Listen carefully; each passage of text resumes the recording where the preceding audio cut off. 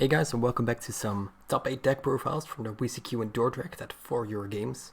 The regional was held yesterday. It was a Saturday, and I am not good at dates, the 16th, and we have some deck lists for you. Raphael Nevin took this event with his deck. After that we have Victor Schijndel, a local player from around here. We have Yuri Landsman, Jeroen van der Tempel, Joost Pijs, both from Card Guild. Everton, famous in the Benelux as well, and some two lesser known players, Mart van den Dongen and Jordi van Sanden. I sadly don't have Mart van den Dongen's list. He was playing something spicy and I'll mention it quite brief later, but I could not contact him sadly, so we won't see that list. So I heard this was a pretty interesting regional. A lot of things happened. There were 50 attendees, 6 rounds. Yeah, let's go to the deck profiles.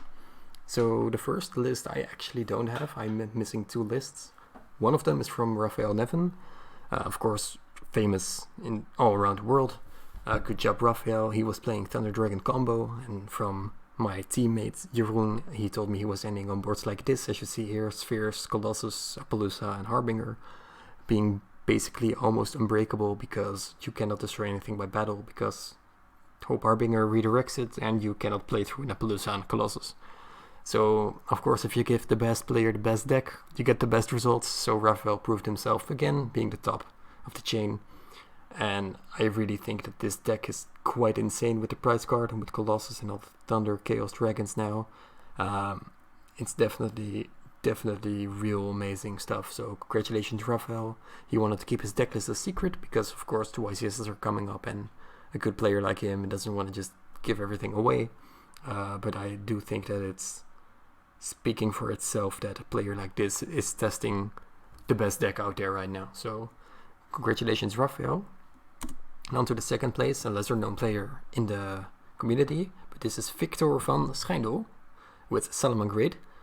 Victor is a player from around my local actually, and he opted to play Consistency Great, which basically means all the cards are at 3 except the cards that are not at 3. It's looking real clean, real smooth. It does the work. It's consistent. You know, you don't want to do anything crazy with the deck because it's still Salamangreat. But I do think that he made the right choices. He's maining Enemy Controller, which I found interesting. I know it's a card that he likes to play, and it has been seen play in Salamangreat lately. So it's definitely a card to move your deck around. I really like the list. It's real nice. It's real clean, which is something that I am personally just a fan of. You know, just consistency. We are going to play this regional, we are going to resolve these cards, and we are going to make Sunlight Wolf setting a Rage or a Roar. And congratulations to Victor, because your deck just did what it needed to be, being piloted by a good player as well. Congratulations, and we will definitely see him more often. The third place is Yuri Landsman playing Subterrors minus Cave Clash, so congratulations Yuri. He's playing the same main deck as I, except for the difference in the Cave Clash. And the only thing that he cited differently this regional was the 3 Ghost Ogre, with decks like Guard Dragon combo and Sky Striker and True Draco running around again. Ghost Ogre is becoming more and more relevant. It used to suck because of Pure Thunder Dragons and because of Orcust, but nowadays it just comes back being relevant into the format, which I found really interesting. I definitely think it's a card that you need to think about in your side deck now. And he's playing 3 system down as well instead of 2. He got the compulsory system down. It's just insane. This meta, if you play against Orcust, you resolve it, you win, because they just don't have any place. Everything is just gone. So besides, the deck is built for consistency, definitely does the job. Subterror is still insane, you proves it again. And yeah. Fourth place is Jeroen van der Tempel playing Spyrals. So congratulations to Jeroen for being the 4th place. Jeroen was actually 5-0 with the deck, which amazed a lot of people at the regional. Jeroen is a good player, playing a good deck, so of course he's doing well.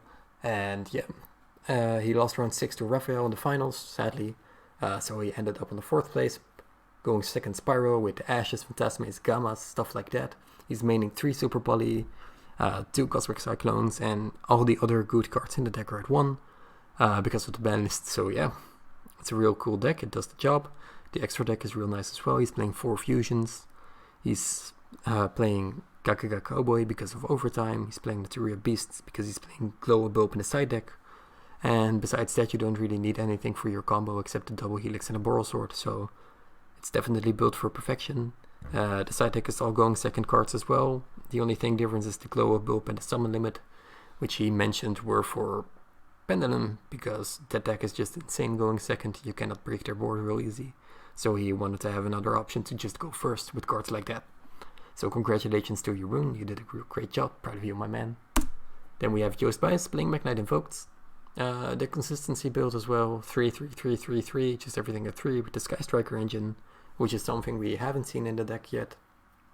As of lately, of course, the deck is really old. So it's cool to see Joost playing around with that, and it works. So congratulations to Joost. Some interesting stuff in the side deck. He's playing a lot of traps in the side deck, more than I usually see. 3 Sanctum for the sides, of course. 3 Heavy Storm Duster, 3 Red Reboot, Trap Trick. He's playing Double Logic Trisbane as well, because Joost apparently hates back row. So good job, Joost. Proving again that Magnite Invoked is a deck that's here to stay forever, because it just works. It's just gain advantage OTK. Just real nice. Congratulations to Joost. 6th place is Everton Sai, another well-known player around here, playing a similar but different list from Victor. A lot less spells, no econ. He's playing Dino-Miscus in there. He's playing Solemn Strike in there to kind of fill those roles as well. Removal and negation. Real interesting list. He definitely switched a lot of things around in the list compared to what we saw from him the last time. Yeah, he's just a good player. I'm 100% sure that he knows what he's doing, testing out stuff, and it's still working out for him. 6th place is still really good. Congratulations, Everton. Then the 7th place was Mart van den Dongen. I couldn't reach him, as I mentioned before. He was playing Trained Sky Striker, and I just heard him OTKing through a lot of people's fields, stuff like that. So, you know, impressive stuff. Congratulations, Mart. Sadly, we couldn't reach him for the list. Then the 8th place is Jordi van der Zanden, playing another quite interesting list that we haven't featured on this, what's it called, on this channel yet. We have True Draco Sky Striker, which sounds as bad as it is, meaning all the Sky Striker cards for drawing, all the Draco cards for drawing, and then you draw into your Mystic Mine and then you Super Poly and you win. That's the deck. Kind of basic. There's a lot of deeper layers. This deck is not easy to play. This deck is not as free as you think it is. It's quite difficult actually, because you are super heavily reliant on your draws, because you can just open something like Hercules Base, Heritage, Disciples, nothing. You just play a bad Draco deck at that point, you know, so it's still impressive to see him go this far with the deck. Side deck and the extra deck are self-explanatory, I think, as well. They're just cards for the Shark Cannon, like the Girsu or the Super Polys. So congratulations to Jordi. So sadly, I wasn't there. I didn't scrub out, don't worry about that.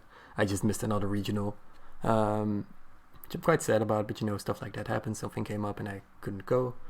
And yeah, congratulations to everyone in the top 8. So we have some conclusions to draw from all this. Sky Striker is definitely back, as less as we saw it in the last report, as much as we see it now. A lot of the Sky Striker decks are being played in the engine right now, which comes up a lot. We are not seeing Pure, but I do know that Pure is right behind the top 8. The control decks are definitely meta right now. Stuff like Salamangreat, not heavy combo, is definitely what most people are currently playing, which quotation marks around that, because although it is the meta, it definitely isn't the best deck, because Thunder Dragon combo just beats control. Because in my opinion, and opinion of a lot of players that I know, well-known players, Thunder Dragon combo is just the best deck. Things that deck can just play through anything with anything. It's super consistent, super scary. It's really quite hefty. I have a replay of it on my channel if you want to see how the deck works. I'm going to feature it later as well, a little bit more specific, talking about more of the combos and how to stop it, stuff like that, which will come up soon, probably after the YCS, because I am sure that we will see this deck at YCS. And another thing we saw was going second beats control, because we have 2 going second decks in the top 8, which is quite nice to see. Sky Strikers, or Sky Striker, Mech Knight, Invoked, and the Spyral deck of Jeroen. So yeah, it's a real diverse meta. I definitely think the format is quite slow, quote unquote slow nowadays, because it's still a lot of Sky Striker decks, Salamangreat decks, Orcus decks. We actually didn't really see any Orcus in here, which was quite interesting as well. But yeah, there are only 2 fast decks in the top 8, and the other ones are either control, and there's 1 big combo deck, so that's quite interesting to see. It's a real diverse meta. I love that each regional is just a different amount of decks, you know.